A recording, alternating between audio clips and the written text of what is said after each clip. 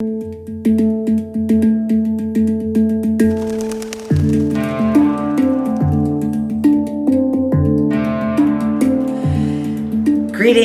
after a 2-week hiatus, my fellow travelers, and welcome to Spirit Therapy here on this April 11th, the 1-1.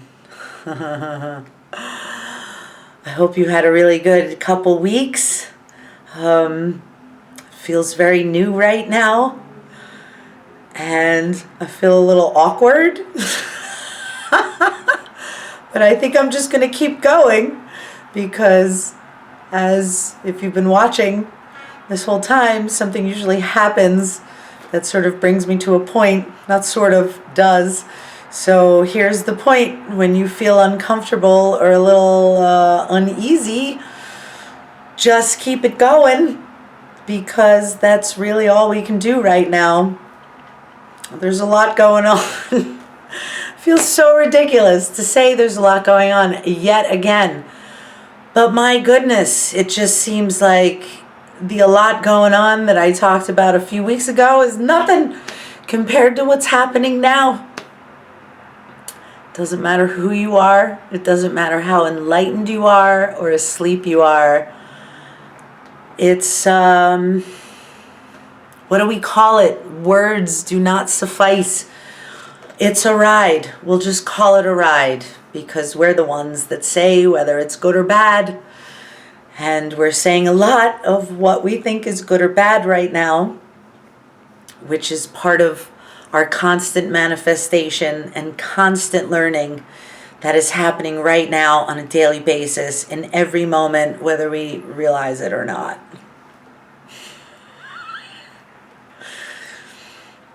So to get right to it, one of the reasons this is happening is Uranus in Aries from 2011 to 2018. We're kind of right in the middle of it.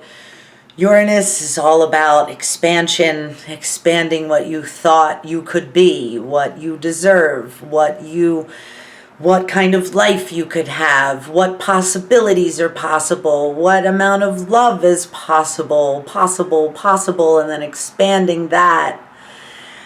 And you're in Aries, this expansion in Aries that wants it right now, do it now, most important. And a little tidbit from your Aries spirit therapist.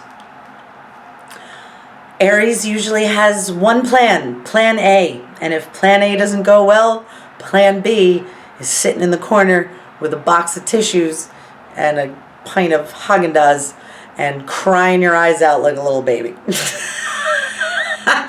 It's go forth, charge, yes, we're doing this, I love it, I feel it, it's a good fight, it's a good, and then if it doesn't go right, retreat, oh, mommy, help me.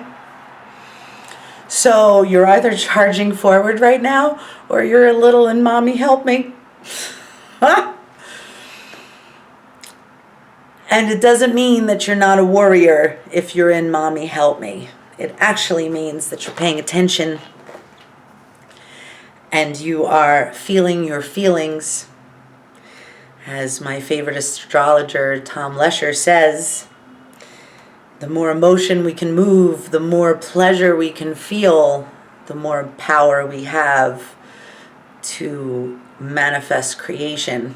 And creation is anything that we love, that we want, that we desire. It can be a meal, it can be a song, it can be a career, a lifestyle, anything. So moving those emotions and feeling what we feel and seeing what we like and what we don't like about the world and ourselves is what's going on right now. So, as humans, it seems that one of the running themes, besides Uranus doing all its business in Aries, is we've done all this work and now we're being asked to do more work. And we're just like, How much more purification do we need to do? Why can't I just get this? And it's not called the year of purification for nothing. It's not the year of sort of cleaning up. It's the year of purification. So we find a good feeling place. We find certain things going well. We feel good and positive about things. And then something happens. Either mental, emotional, physical, out of our control, circumstantial. And we go, not this again. Or what is this business? What is this bullcrap? Well, so that's part of our purification. And spirit therapy, here we go. Tips and tools for the moment is, whatever's coming up is what's next in line to be healed, cleansed. That can be our belief systems. That can be our ego. The ego, big thing that I wanted to talk about today. I'm glad that it made it. Because we're just flowing with the flow here. Ego, not something that needs to go away, but something that needs to be integrated as a part of ourselves and know that it's not in charge. It's a tool. It's like road signs and signals and lights and turn here for 276, go straight for I-90. Those things aren't in charge of driving. You are. You make decisions. You go, I want to do this. I think I need to do that. I want to get from A to B, and that means turn right. So thank you very much, ego, or straight street sign. Thank you for showing me the path. But it's not in charge. If you listen to all of the paths, if I-90 is having traffic problems, but you're not going that way, are you going to worry about it? No, but ego does. Ego comes up and goes, yeah, but it might, and you might be on I-90 later, so maybe you should worry about it now. And that's when you go, no, I don't. I don't really need to think about that right now. But that's us taking control of where our thoughts go and thanking the ego for doing its job, because the ego is also the one that goes, hey, you don't need that. You just need to go this way. That's also spirit, but ego has a hand in that. It's just trying to help. It's like, the ego just gets too overzealous about its job, and we think it's ourself, and we think it's our own thoughts, and we think it's really real, and then we can spin into worry, especially if circumstances or things that we're looking at mirror or mimic or confirm what ego might be afraid of. Survival and being loved, anything, the ego, and as many street signs as there are, is as many ego trips there can be. So, I would say it's not about getting rid of the ego, it's about letting it work with you. And that means it needs some healing and it needs some attention. So if you have feelings that are coming up right now, and some of them can be overwhelming, especially if you have physical pain. The physical pain can put you into a whole thing. I mean, is it more than if you have another thing? My cat, is walking. He doesn't care. Kitty doesn't care. He's just walking by, all right? It's great. It really, am I lopsided now? All right, there we go. See, and then life happens, and the beasts, they don't have egos. They're just doing whatever they want to do. I didn't lock him out, and I was wondering what he would do, and he's just walking around. So, that's really at the end of the day what we're doing with our egos, with whatever's going on in our head. We're just walking around moment to moment. Right this moment, I'm going to walk right in front of the camera because I'm a cat, and I don't care. I don't even think about caring. I'm just being me. Take a lesson. out of the kitty cat's playbook is the lesson that's right in front of our face here. So yeah. Which brings me to working less to accomplish more. Isn't that what we all want? It's too much work. It's too much work if we're trying to do too much. Just, if you're feeling bad, if you're feeling whatever you're feeling, getting yourself out of the hole, sometimes to look for the generalization when I'm thinking of like different examples is not always so easy. But so I'll give you an example. It's a story about oneness. So for spirit therapy, we're developing a aromatherapy line with Daughters of Isis, who does amazing work.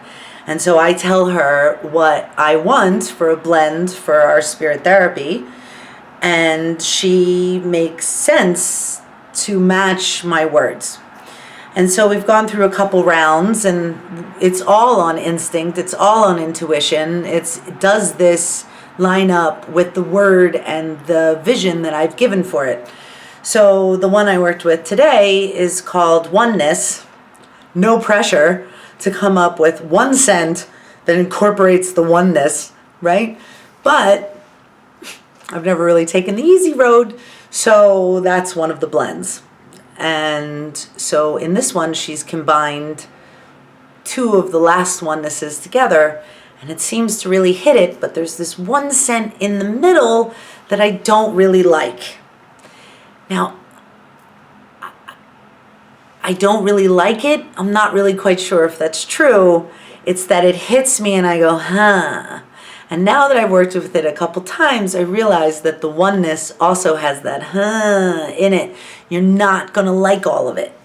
Oneness includes the dirty, the perverted, the unsightly, the unpleasing, the uncomfortable, the ungratifying, all these things. So when I went with it again, I was like, well, do I use it? Do I work with it? Because it's got that one note that I don't like. And I heard very clearly, maybe that's exactly why you need to work with it, because that's also part of it. So in my meditation today, I realized that if I did not focus on the scent that I don't like, I smelled the rest of it that I really do like, and that scent I don't like goes away, like it doesn't even exist. And then I go, well, is it still there? And then I go, well, I can find it, but now it's not that I don't like it, it's just something else. So whether this is going to be the oneness smell or not, because it's not just about the smells, it's about what it does. You meditate with it and you know exactly what it does. So, whether it is the blend at the end of the day or not, it's a great lesson, right? If we're going to be part of the oneness, we have to deal with the other side of ourselves. The ego, the not feeling good, the feeling left out, the falling in a deep dark hole, and how do I get out? And, why has God forsaken me? And then you go, oh, nobody's forsaken me. Here's a rope. You climb out and you continue on. You go, whew, and you kind of forget that happened until something else happens. So, whoo, that's where we're at. At the same time, we're all, including myself, learning how to flow with spirit and our own spirit, and listening to our own guidance and going with our own flow, and not judging so much what that is or what that needs to be or what that's supposed to look like or sound like or feel like. So there's a lot of other planetary configurations going on, but the one that I'll focus on right now is your ass is in Aries. And that's the truth. The Warriors got you by the balls for 7 years, halfway through. But, What are your proverbial, cojones at this moment? Expansion. Everything, life-giving, everything that you never thought was a possibility. Can you make it big? Can you be all you can be? So, that's what's happening. I hope you enjoyed this week's transmission. I think I'm going to end it there because it was quite a whirlwind for me as well.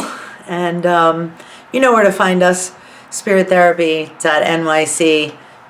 I never know which way it is. There's the space peacock. You don't have to have a space peacock. You can have whatever you want and see what happens if you want to have a spirit therapy drawing with Zion. And if you want to know more, you know where to find us. So, in love and light, I bid you good night. And I feel like I need a PS. Come on, Spirit, PS. Be kind to yourself. Be still with yourself. When it hurts, don't do that. And if that means not producing or not doing what you think you're supposed to do is the key word here. There's no supposed to. That's what feels good, and do that, especially if you've been doing what doesn't feel good for a while.